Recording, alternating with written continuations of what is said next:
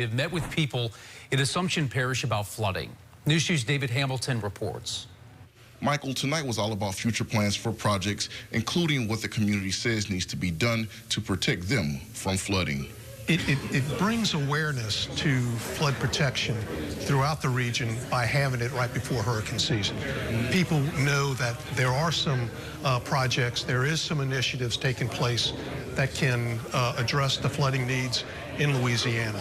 LWI met with residents from Region 6, which consists of Iberville, Assumption, Ascension, and several other parishes over what people believe needs to be addressed ahead of the storms. Region 6 committee has allowed us to do is for all of those parishes to come together and come up with common goals that provide flood protection from the top of the region to the bottom of the region.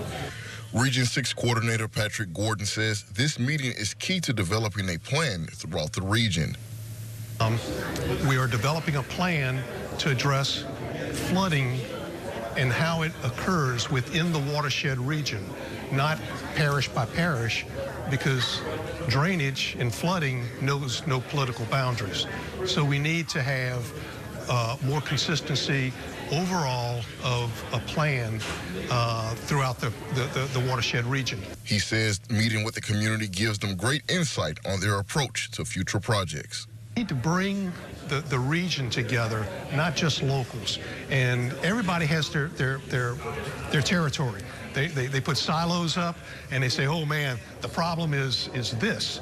But really it isn't. It's not the problem local, it's the problem that happens in the parish north of them or the parish north of that parish if they made a difference to the runoff that occurs within that watershed.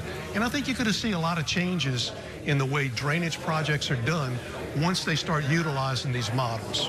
LWI is asking residents to complete a survey on the watershed plan. You can find that link over on our website on WBRZ.com.